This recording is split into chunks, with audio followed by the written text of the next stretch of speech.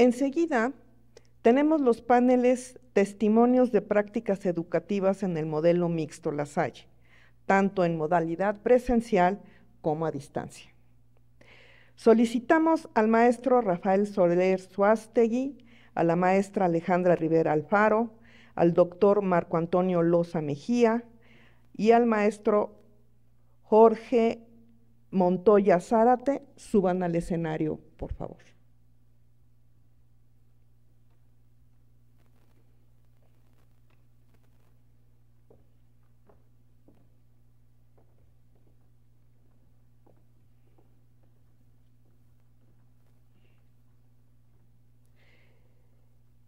Invitamos a quienes se encuentran a distancia ingresar a una de las aulas virtuales cuya liga recibieron en el correo electrónico, o bien permanecer con nosotros en el canal La Salle en Vivo.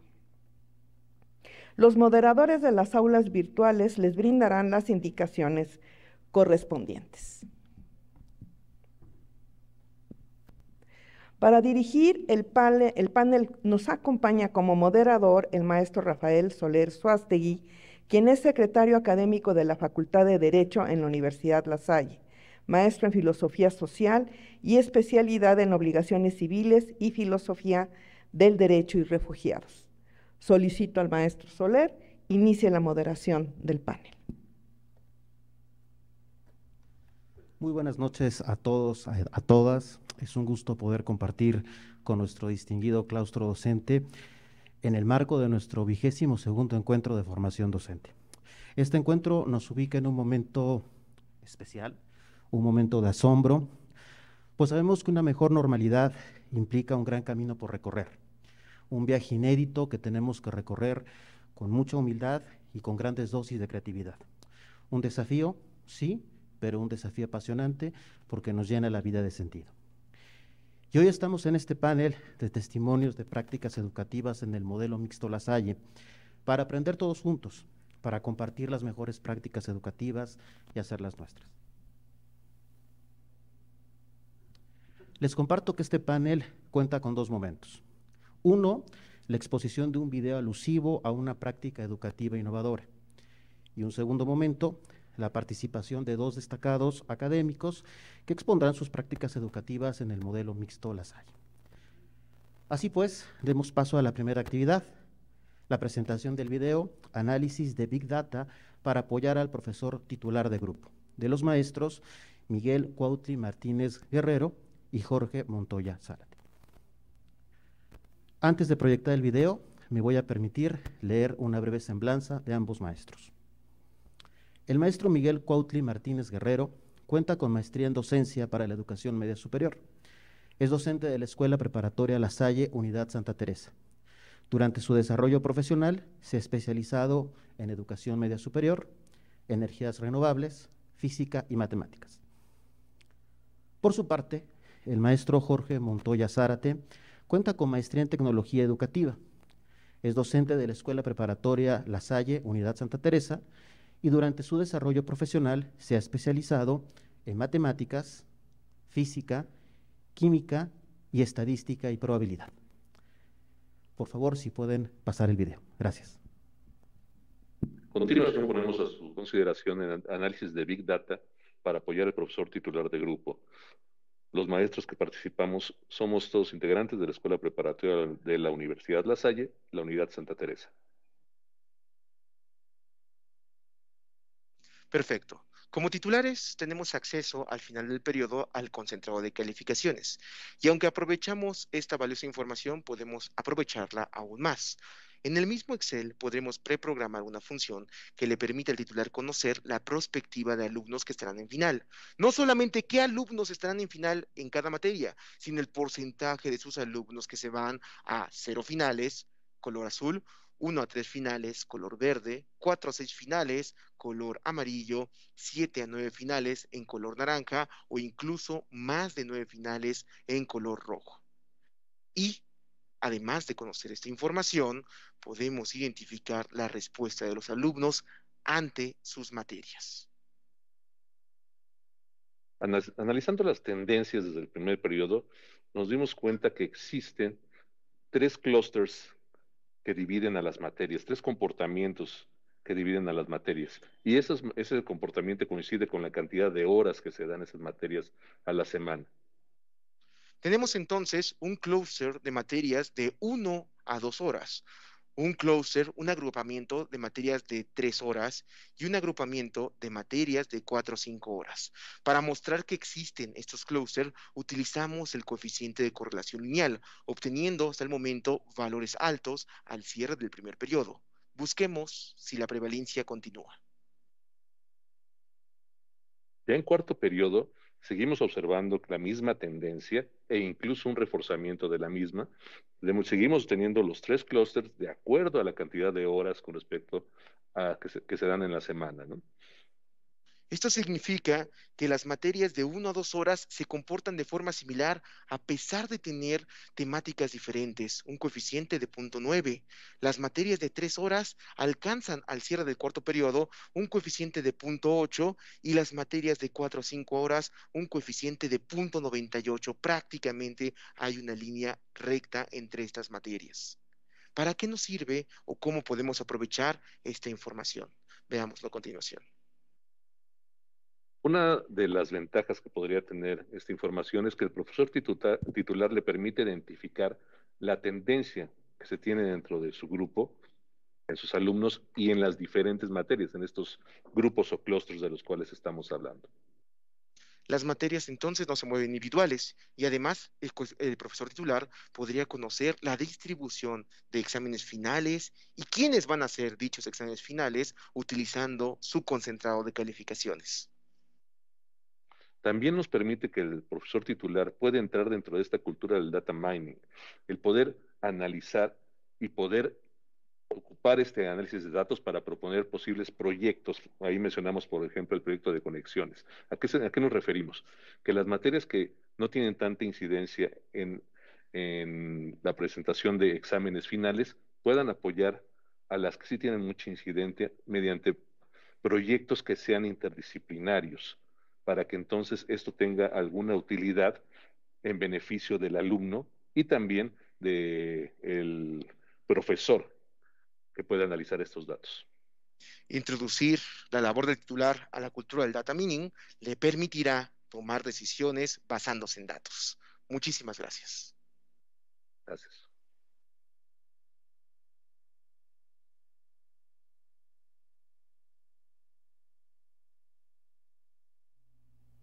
Agradecemos a los maestros Miguel y Jorge por el video. Pasemos entonces a nuestra segunda actividad, que es la presentación de los testimonios de la práctica educativa. Me voy a permitir leer la semblanza de nuestros panelistas, con quienes tengo el honor de coincidir en este escenario. El doctor Marco Antonio Loza Mejía es doctor en Ciencias Químicas, maestro de tiempo completo e investigador en la Vicerrectoría de Investigación. En su desarrollo profesional se ha especializado en diseño, síntesis y evaluación de nuevas sustancias con actividad terapéutica. Por su parte, la maestra Alejandra Rivera Alfaro es maestra en educación en la línea de docencia universitaria, maestra de tecnologías de la información, negocios electrónicos, gestión de proyectos de tecnología, mercadotecnia y negocios y comercio electrónico en la Facultad de Negocios. Les vamos a pedir a nuestros panelistas que nos presenten su experiencia en su práctica educativa en el modelo mixto La Salle hasta por 15 minutos. Cuando se acerquen más o menos a los 13, de manera amable, les pediré que nos apoyen cerrando su participación. Comenzamos, si les parece bien, con la maestra Alejandra. Adelante, maestra.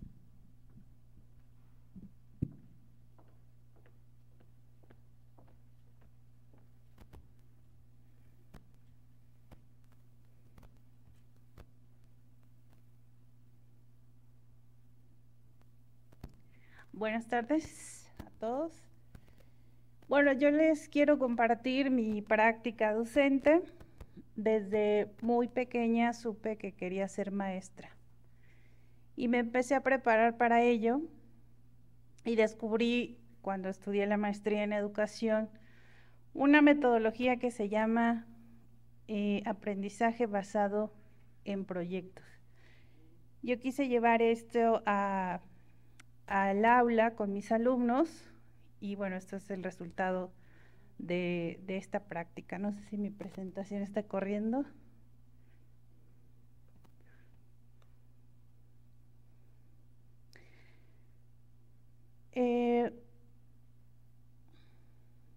Creo que esa no era la mía.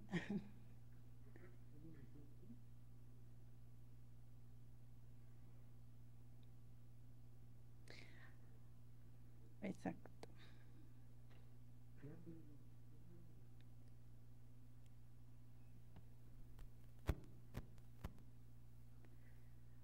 Sí.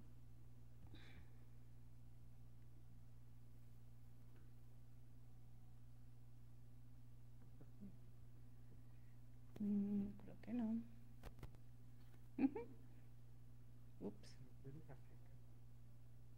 Sí, bueno, ahí. No sé por qué está así. Bueno, el aprendizaje basado en proyectos, como les comentaba, pues es una metodología de aprendizaje donde los alumnos toman un rol activo, no solamente el docente, solamente va, imparte y no se preocupa si el alumno está aprendiendo. Yo les quería preguntar, ¿qué tan importante para ustedes es la evaluación? Saber qué aprendieron sus alumnos al final del semestre. Para mí esa es una pregunta muy importante. Esta metodología ayuda a que los alumnos desarrollen habilidades y capacidades superiores. Cuando mis alumnos llegan a mi aula o a mi materia, ya están en séptimo u octavo semestre. Por lo tanto, yo sé, viendo el mapa curricular de la licenciatura de tecnologías, pues que traen ya un capital cultural y de conocimiento bastante amplio, lo cual ocupo para que ellos puedan trabajar, moldear, explotar toda la información que van a recibir ahora en mi materia. Trabajan en equipo, se les presenta una rúbrica desde el día 1 con un checklist. Esto es lo que tiene que tener tu proyecto al final del semestre.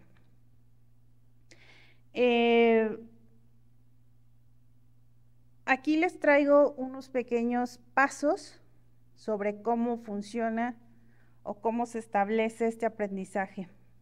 Primero, debemos de pedirle al alumno que todo lo que van a recibir durante el semestre lo convierta en un proyecto. Para esto necesitamos que ese proyecto se centre en los intereses y conocimientos del alumno. Ahorita que les muestre unos ejemplos, van a entender un poquito más a qué se refiere esto. Pero como decía el doctor Juan Carlos, tenemos que permear el aula con la realidad del alumno, traerla para lograr ese aprendizaje significativo. Como les comentaba, es importante saber qué traen ya como capital de conocimiento los alumnos para lograr hacer nuevos andamiajes con el nuevo conocimiento que van a recibir. Ahora, entonces, el alumno aprende lo que es cercano e importante porque conecta con su realidad. Ay, perdón. Ya.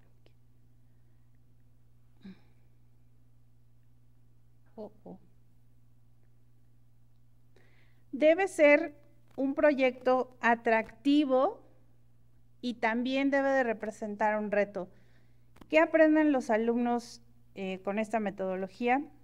A identificar un problema, a ver cómo lo pueden resolver, no solamente de una manera y no solamente tecnológicamente, sino diferentes tipos de resolución. Este producto final de aprendizaje tiene que ser valioso y tiene que ser compartido. Aquí les puedo platicar que los alumnos durante todo el semestre van presentando, en vez de exámenes parciales de pregunta y respuesta, van presentando los avances de la rúbrica.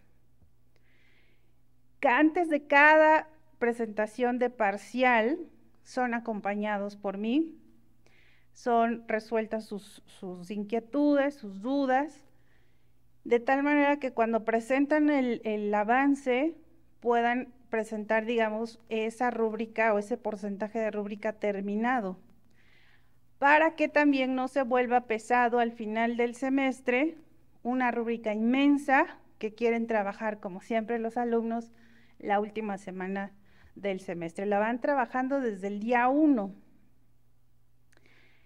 Al final, esta rúbrica se tiene que cumplir completamente y producir no solamente un trabajo escrito con rigor académico, con citas, con fuentes, con investigación seria.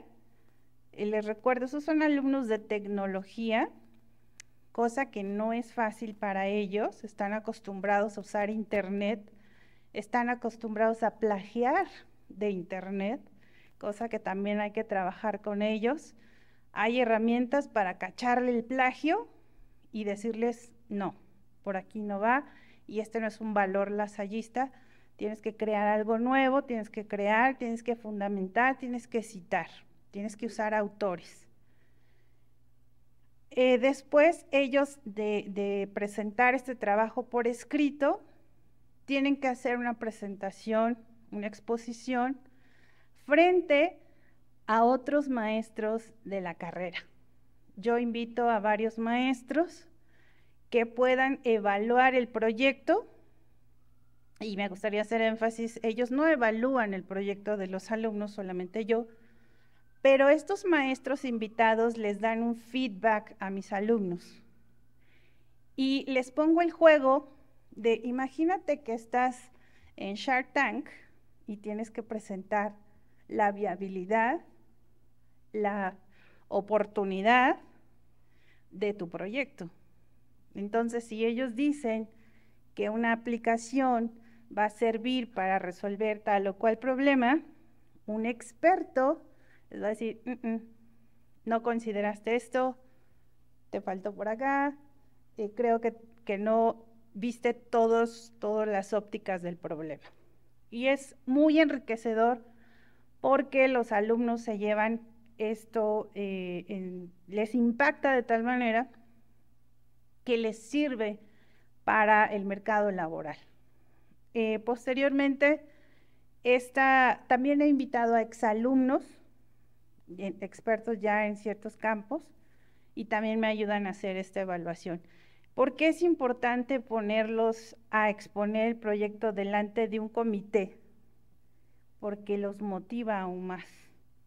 A la maestra no la tienen que impresionar porque todo el semestre han tratado de hacerlo, pero un comité externo y experto les impone un poco más. Cuando ellos exponen su producto de aprendizaje, lo hacen en inglés. A mí no me gusta que expongan en español porque también promuevo la utilización de la lengua de negocios, ¿no? Estamos en la carrera Tecnologías de Información y les promuevo mucho el uso de este lenguaje.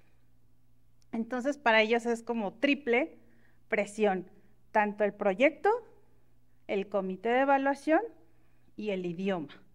Muchos de ellos se enfrentan a retos muy importantes para ellos, pero lo superan. Y eso es algo que les quiero presentar hoy. ¿Cómo lo superan los alumnos? Y me llama mucho la atención la frase de una mirada de esperanza, porque como maestros, no sé si les ha pasado, pero pudieran pensar o sentir que no vale la pena a veces enseñarle a algunos u otros alumnos, pero sí vale, y mucho, porque a veces los que menos piensas que te pueden sorprender, te sorprenden. Por eso no hay que bajar como las expectativas con ellos. Y finalmente, bueno, el cuadrito involucra profesionales o expertos. Ustedes quizá están pensando, bueno, pues sí, aplica tu materia, qué padre. Creo que puede aplicar a todas las materias. Es cuestión de ver cómo este conocimiento puede ser aplicado en un caso real, a resolver un problema. Yo creo que todas las materias, con su conocimiento, pueden resolver un problema y de ahí sacar un proyecto. Les voy a presentar 3 casos. Tengo muchos. De verdad, me encantaría traerles un portafolio completo de lo que han hecho mis alumnos. No sé por qué, no me pregunten, pero la mayoría de ellos se ha enfocado en cuestiones de salud. Ahora lo verán. Tengo un caso muy significativo en el que ellos investigaron cómo el uso de una impresora 3D puede imprimir tejidos de piel para disminuir la incompatibilidad con los donadores de piel. La chica que ustedes ven en la foto, y por eso la puse, su mamá sufrió quemaduras de 3er grado. Ahí es donde está la permeabilidad de la realidad de los alumnos con sus proyectos. Es una materia de proyectos, de casos de TI, pero trajeron a su realidad, a su mamá, y la metieron en el proyecto. Esto los hizo salir al hospital Rubén Leñero a investigar, a hablar con médicos. Lo sacas al alumno del aula, entre comillas, y haces que no solamente se vayan al libro, sino a la experiencia, con otros pacientes, con otros médicos. El siguiente caso es el uso de la realidad virtual como medio terapéutico para ayudar a pacientes que sufren fobias, en este caso la acrofobia, y se fueron a la Facultad de Medicina, a la especialidad de psiquiatría. Ellos son los chicos que hicieron este proyecto, y lo traigo porque yo soy una paciente que sufre acrofobia. Entonces, ellos investigaron cómo estas terapias ahora están ayudando a estas personas. De verdad, para mí antes era imposible subirme a un avión sin tomarme un chochito. Entonces, agradezco este tipo de terapias, ¿no? Y ellos lo investigaron, lo trajeron al aula. El siguiente caso es el de un alumno súper sobresaliente. Él solito creó su prototipo, creó una diadema neurosensorial para apoyar a personas con dificultades lingüísticas, para que los médicos pudieran saber dónde les dolía. Personas hipoacúsicas, personas con autismo, personas con Asperger, con síndrome de Down, etc. Este niño se fue al hospital ABC a hablar con neurólogos, enfrentarse a un idioma, terminología que no conocía, pero sí conocía la tecnología. Todos mis alumnos buscan ver cómo la tecnología puede resolver algo, cómo impacta algo, y ellos mismos se dan cuenta el rol que tienen como futuros profesionistas en tecnología, cuánto bien pueden hacer a la sociedad. Aquí pudiera platicarles muchos más casos. El de un alumno cuyo, su familia perdió a su mamá de un infarto masivo y propuso el uso de un botón de emergencia para que pudiera llegar la ambulancia con mayor anticipación, porque cuando llegó a su casa su mamá ya había fallecido. También otros alumnos haciendo geolocalizadores para personas que sufren enfermedades neurológicas como Alzheimer. No sé si ustedes sepan, pero la mayoría de los pacientes, si no son cuidados, o a veces cuidándolos, se pueden salir y perder, extraviarse. Y lo primero que se quitan ellos son zapatos, ropa. Entonces, estas pulseras no se pueden quitar y traen un GPS. Les podría contar muchos casos de mis alumnos que de verdad estoy muy orgullosa de todos ellos. Y bueno, esta es la conclusión de por qué para mí la metodología de aprendizaje basado en proyectos nos puede apoyar como docentes para extraer productos de aprendizaje súper interesantes en nuestros alumnos. Esta estrategia es una herramienta valiosísima como evaluación tanto de pregrado como de posgrado. El trabajo en equipo ha sido un reto también ahora en pandemia, porque los alumnos se aislaron y también sufrieron. Bueno, el semestre antepasado yo tuve 4 alumnos diagnosticados gravemente con ansiedad. Entonces, este tipo de proyectos también los ayudó a integrarse, a salir, a investigar, no salir de su casa, obvio, a salir de esa... Maestra, nos quedan 2 minutos. Estoy cerrando. Y trabajamos esta estrategia, no en contra, la verdad, no en contra, me disculpo si alguien se siente ofendido, pero sí estoy yo muy en contra de las estrategias memorísticas y de repetición. Creo que es muy importante ayudar a los alumnos a que asimilen mejor el conocimiento a través de este tipo de metodología. Y lo último es que hicimos el ejercicio de invitar a otros maestros y logramos que el mismo proyecto se trabajara en 3 materias distintas. Y los resultados, pues ya no me tocan a mí presentarlos, pero se logró algo muy, muy bonito. Eso es todo lo que les puedo platicar hoy.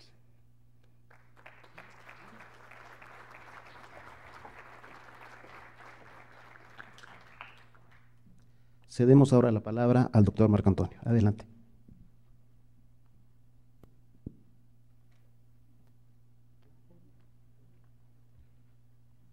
Hola, muy buenas noches a todos. Bueno, pues primero agradecer a la Coordinación de Formación Docente por la amable invitación de compartir un poquito de esta experiencia. Ya en el último encuentro que tuvimos de manera virtual, me tocó moderar una sala y realmente pues el que yo les pudiera exponer una práctica educativa pues era un poco hasta hipócrita, ¿no? Porque realmente el trabajo que hacen mis compañeros docentes es enorme, es grandioso, es maravilloso. Dije, bueno, pues ¿cómo podría yo aportar algo que pudiera compararse un poquito con lo que han hecho todos ellos? Y quise mejor traer un poco de la experiencia que vivimos en nuestro grupo de investigación, que es el grupo de investigación de diseño, aislamiento y síntesis de moléculas bioactivas. Entonces, eso suena como un nombre como muy raro, como muy extraño. Entonces,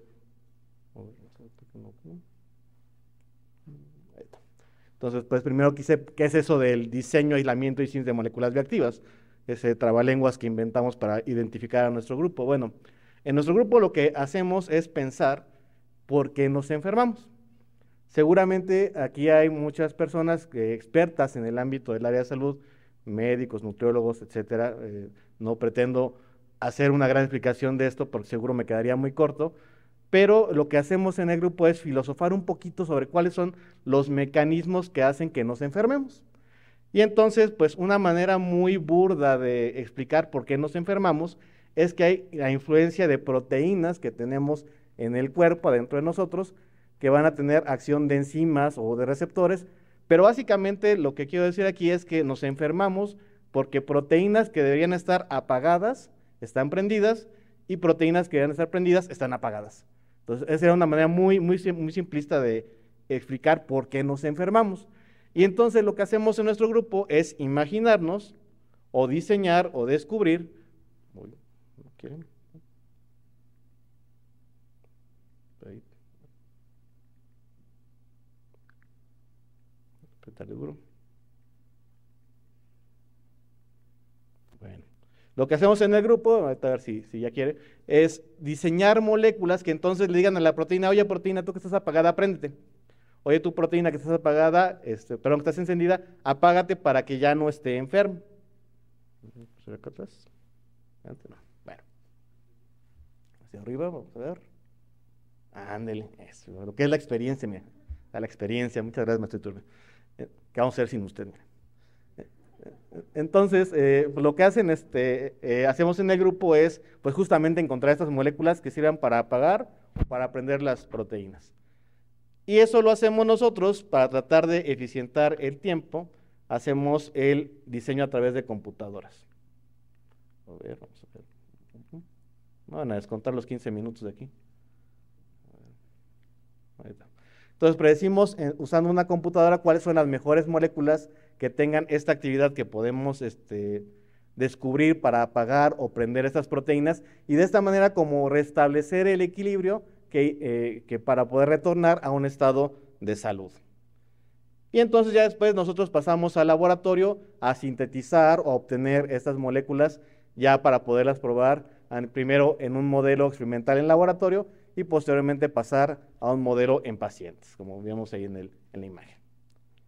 Pero entonces, cuando llega la pandemia de COVID en marzo del 2020, pues nos obliga a hacer, en algún lugar oí que decían que hacer una pausa, pero eso de una pausa, pues como que no fue tan cierto, porque tampoco podíamos dejar el mundo totalmente parado, ¿no? Al final, pues el mundo tiene que seguir, le pusimos a lo mejor pausa a algunas actividades que hacíamos de manera normal, entre comillas, pero que después tuvimos que retomar de alguna manera, ¿no? Y en el caso particular de nosotros, pues como nosotros necesitamos el laboratorio, pues nosotros no podíamos entrar al laboratorio, ¿no? Porque una restricción era esta, ¿no? No puedes usar el laboratorio en lo que entendemos cómo funciona la pandemia, ¿no? Y entonces, bajo este escenario, nosotros nos pusimos a reflexionar si valía la pena seguir haciendo investigación. Si no me dejan entrar al laboratorio por una cuestión de salud, ¿vale la pena que sigamos investigando? Y entonces encontramos en el grupo 3 explicaciones. Uno, primero tenemos un compromiso con nuestros estudiantes. Estamos comprometidos con su formación y nuestra parte como investigadores es complementar la formación que damos todos en la universidad desde el punto de vista de la investigación. También hay un compromiso. Muchísimas gracias. Porque el otro como que no entendía. Muchas gracias. El segundo compromiso que tenemos es a nivel institucional, porque tenemos compromisos con CONACYT, tenemos compromiso con otras instituciones con las que colaboramos, y entonces no podíamos quedarnos atrás en esos compromisos que ya tiene la institución, no solamente el grupo de investigación, sino la Universidad La Salle. Pero el compromiso más importante que teníamos es porque la sociedad lo demandaba. La sociedad demandaba que como investigadores ofreciéramos una solución, cada quien desde nuestra propia trinchera, pero en particular nosotros, imagínense desde el punto de vista de descubrimiento de moléculas, si no estamos comprometidos a encontrar una molécula que ayude a paliar esta situación. Entonces, esta situación de demanda, nosotros como maestros lo entendemos muy bien, porque la sociedad nos demandó que no le pusiéramos pausa a la educación, que ese compromiso que tenemos con nuestros estudiantes, desde los niveles preescolar hasta los universitarios, posgrado, no se detuviera, que la pandemia no fuera un motivo para parar ese compromiso, y creo que al menos aquí en la universidad lo hemos hecho de manera formidable. Pero hay retos para hacer esto, ¿no? El reto número uno, pues es cómo me comunico con mi equipo de trabajo. Aquí el equipo de trabajo somos investigadores, pero también son muchos estudiantes, donde somos realmente un equipo. Realmente una frase que me gusta mucho de la universidad es el hacemos comunidad, y realmente cuando estamos en un grupo de investigación hacemos comunidad, nos volvemos un poquito el papá, un poquito el hermano mayor, a veces nos toca ser el hermano menor a los propios investigadores, pero al final nos volvemos una minifamilia dentro de la universidad, ¿no? Como tantas minifamilias se hacen aquí en la universidad. Desde luego la parte operativa, si no podemos entrar al laboratorio, ¿qué vamos a hacer? Y por último, pues la comunicación e implementación de resultados también, cómo se iba a desarrollar. Ante esto tuvimos 3 acciones principales. Primero, comunicarnos a través de plataformas. Estoy seguro que todos coincidan conmigo que al principio nos hicimos expertos en cualquier plataforma de comunicación, que si Teams, que si Zoom, que si Meet, que si BlueJeans, que si no sé cuál, que Skype, ya aquí hice muchos comerciales, pero seguro al final todos logramos dominar más de una plataforma, ¿no? Y creo que uno de los aciertos institucionales que se tuvo fue unificarnos a todos en Teams, porque eso permitió que todo fuera más uniforme, compartir un poquito la información de manera incluso más privada, que no quedara tan expuesta. Entonces creo que fue un gran acierto de la institución. Preparar documentos colaborativos. A ver si no me trabo en la palabra. Hace un momento el hermano rector usó una palabra que me gustó mucho, a ver si me sale, que es esta palabra de ir acompañados, de esta palabra de la sinodalidad. Esa palabra de sinodalidad me la voy a clavar porque es muy bonita. es esto de acompañarse, ¿no? De darse cuenta de uno como investigador. O sea, imagínense, los investigadores tenemos el ego hasta acá, hasta arriba, y seguro muchos lo podrán constatar. Y entonces de repente que un alumno de licenciatura te enseñe a cómo editar un documento en Word, oye, pero si yo soy el investigador, es mi 5000, ¿qué vas a enseñar tú? Y no es cierto. O sea, yo creo que una de las grandes lecciones de la pandemia es la humildad, ¿no? La humildad de, pues, que no somos los dioses ni los expertos en todo, ¿no? Hay cosas que no sabes. Aunque seas el doctor con 1000 posgrados, no importa. Que tengas 5000 artículos, no importa. Tienes que mantenerte humilde porque el estudiante te puede enseñar a ti, así como tú le enseñas al estudiante. Y por último, pues esta parte de crear videos, la verdad yo jamás me imaginé haciendo videos y ahora hasta tengo mi canal de YouTube, entonces hasta TikToker ya me hice, entonces pues es parte, ¿no?, de este proceso de aprender, desaprender y reaprender, ¿no?, que se ha mencionado a lo largo de este foro. Pero en caso particular de COVID, que era el reto que teníamos nosotros enfrente, pues como todos los grupos de investigación, pues entonces aquí, ¿qué hacemos? Y nuevamente una lección de humildad. Uno de mis estudiantes, Alonso Vivar, que ahorita por cierto está haciendo una estancia en Canadá, leyendo un artículo ahí en Facebook, encontró que un grupo en Inglaterra había visto que los ácidos grasos actúan como una especie de apagador de una proteína del COVID, del famoso coronavirus. Entonces ahí ya tenemos una molécula que actúa como switch. Y dijimos, a ver, no, pues vamos a discutir el artículo, ¿okay? Vamos a juntarnos, vamos a vernos, chalala. Empezamos a discutir el artículo y entonces nos surgió la pregunta de si los ácidos omega 3 podrían tener este mismo efecto. Los famosos omega 3 que a lo mejor han oído que están en el salmón, que están en la sardina, hay muchos suplementos que los contienen, que son buenos para el corazón, etcétera. Nos hicimos esta pregunta y entonces dijimos, bueno, vamos a simular usando la computadora, vamos a ver si efectivamente estos ácidos grasos omega 3 pueden funcionar como apagador de las proteínas del coronavirus, así de manera muy, muy simplista. Y entonces encontramos que sí, que al menos a nivel computacional, pues esto tenía cierto sentido. Y entonces aquí es donde cómo se volvió muy poderoso esto de la humildad, esto de la comunicación, porque dijimos, oye, pues está interesante, ¿será que los países que comen más omega 3 tienen menos casos de COVID? Pues no sé, no soy epidemiólogo, no soy nutriólogo. Entonces, pues una de las ventajas de la virtualidad fue que nos podemos conectar fácilmente. Le hablamos a la doctora Arely Vergara, de la Vicerrectoría de Investigación, y nos dijo, mira, pues te lo investigo. Y empezó a investigar ella y sorpresa, resultó que sí, que resultó que dentro de los muchos factores que explica por qué algunos países respondieron mejor a la pandemia que otros, uno de ellos es la alimentación y dentro de ellos está el consumo de ácidos grasos. Pues está buena esa idea, vamos a seguir explorando, pero ¿qué hacen los ácidos omega 3? O sea, sí ya vimos que ayudan a esto del coronavirus, pero ¿qué más hacen? Y entonces nos acercamos con la doctora Gabriela Ramírez, jefa de carrera de QFB, igual en la Facultad de Ciencias Químicas, y nos explicó cuál es el papel inmunorregulador que tienen los ácidos grasos omega 3, y esto de alguna manera explica por qué tenemos todo este conjunto de actividades que tienen los ácidos grasos en la pandemia de COVID. Ahorita sigo contando más de la historia, porque vamos a los resultados. Pues con todo esto armamos un super equipo de trabajo, nos conectábamos de repente, pues a veces perdíamos la noción del tiempo porque aparte de sentarnos a trabajar en el artículo, pues nos sentábamos también a desahogarnos un poco de la pandemia, ¿no? Que qué importante fue esto, ¿no? De aunque pues, bendito Dios, yo tengo una familia que quiero mucho y que me quiere mucho también, pero también de repente pues ese desahogo, esa necesidad de platicar con miembros de tu equipo de trabajo, pues también es necesario, ¿no? Y entonces a veces nos quedamos más pues desahogándonos un poco que haciéndolo del artículo, ¿no? Pero bueno, sí nos apuramos a sacar el artículo y lo logramos publicar. Entonces, esta publicación pues fue interesante porque nos permitió que se diera visibilidad al grupo, a la investigación y a la universidad. Gracias aquí a la Coordinación de Relaciones Públicas que nos ayudó a conectar con radio, con televisión, incluso con un periódico italiano que nos sacó una notita por ahí, que estuvo padrísimo, fue muy, muy interesante. Pero a raíz de reaprender, de desaprender un poquito el lenguaje técnico y reaprender un lenguaje más cercano a la comunidad, tuvimos la oportunidad de, junto con el equipo de trabajo que se armó, gracias a que nos autorizaron unas plazas de servicio social, justamente para atender esta pandemia de COVID, Aquí agradezco también a la maestra Garriga por ese apoyo.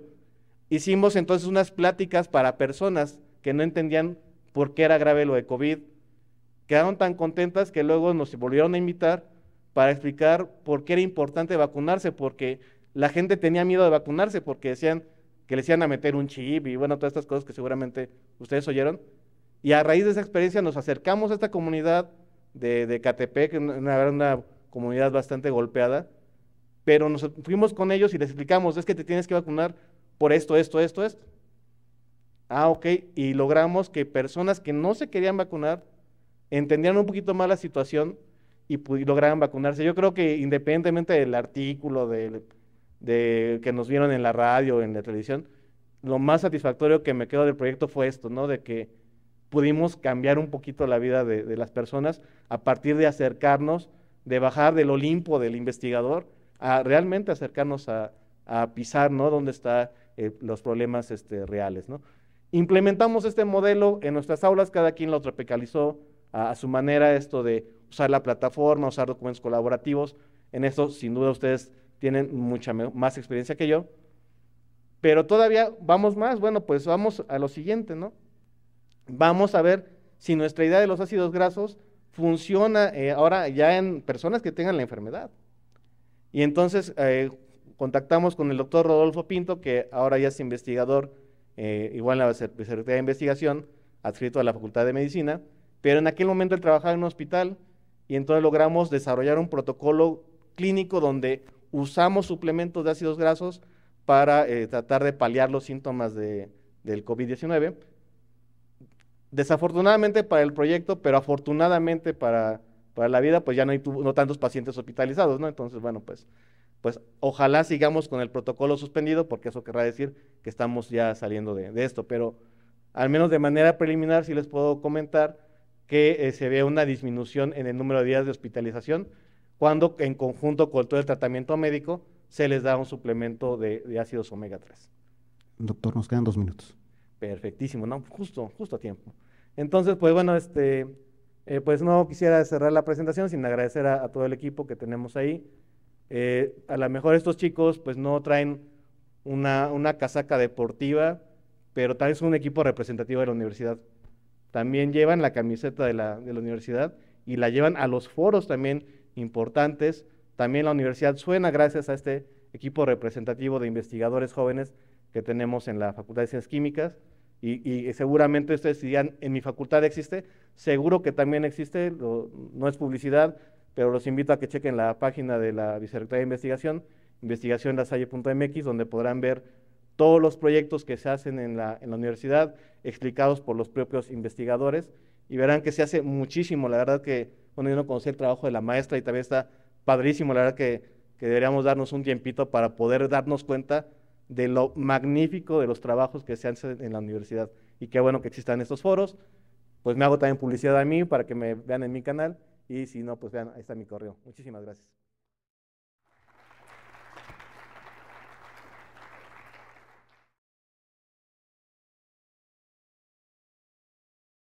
Disculpo con ellos por haberlos interrumpido a la mitad de sus ponencias, que eran muy interesantes, y agradecerles muchísimo su experiencia, esta plática tan agradable y tan enriquecedora, y bueno, pues cerramos esta actividad. Muy buenas noches. Gracias.